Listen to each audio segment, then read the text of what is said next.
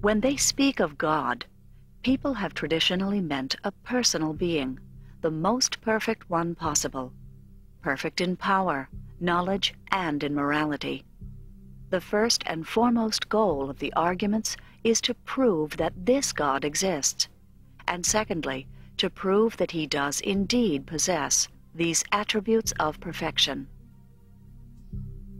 The ontological argument is unique in that you can pinpoint its origin in a single person, St. Anselm of Canterbury. In the 11th century, St. Anselm argued that God's existence is implicit in the idea of God itself. So whoever asserts that God does not exist has said something logically contradictory, like saying that 5 plus 5 equals 7. This argument is known as the ontological argument. The fool said in his heart, "There is no God." But certainly that same fool, having heard what I just said, something greater than which cannot be thought, understands what he heard, and what he understands is in his thought. But it cannot exist only in thought, for if it exists only in thought, it could also be thought of as existing in reality as well, which is greater. On the face of it, a thing is greater if it exists than if it doesn't, because if it doesn't exist, it can't do much of anything.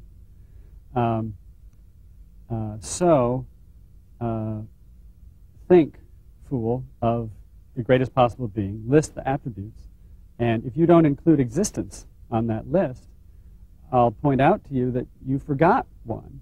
And then once you see that it's on that list, you see that the very idea of such a being entails that this being exists. Now, how good an argument is that?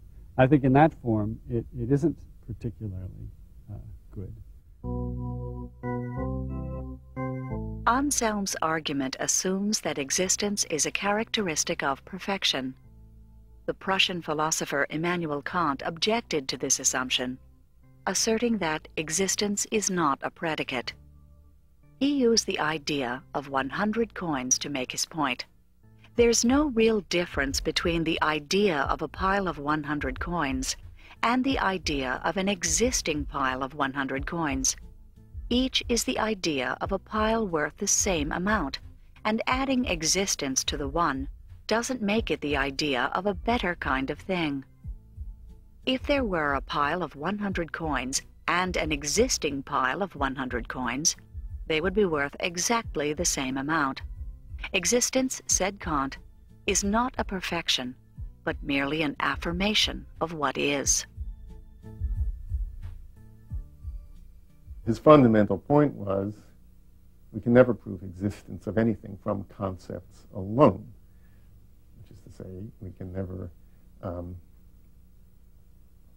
gain knowledge just on the basis of logical analysis. We're always going to need additional and ultimately sensory inputs into a logical framework. While Kant effectively rebutted Anselm's claim that existence is a perfection, philosophers like Charles Hartshorne, Norman Malcolm, and Alvin Plantiga breathed new life into the ontological argument in the 20th century. They asserted that while existence may not be a perfection, surely necessary existence is a perfection. Something that exists necessarily is greater than something that exists merely contingently, that is, dependent on or conditioned by something else. God, then, is the being that couldn't possibly not exist. It's possible that there be a being in which it's not possible that there be a greater. But a being in which it's not possible that there be a greater would be one that was essentially omniscient, omnipotent, and wholly good, and furthermore necessarily existent. Well, if it's possible that there be a being like that, it follows by virtue of a certain theorem from modal logic, it follows that there actually is such a being.